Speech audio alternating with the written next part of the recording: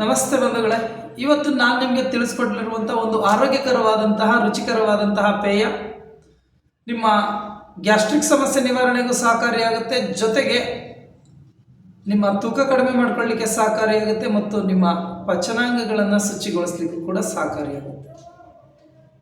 ಹಾಗಾದರೆ ಏನದು ತಿಳ್ಕೊಳ್ಳೋಣ ಬನ್ನಿ. ಮಾವಿನ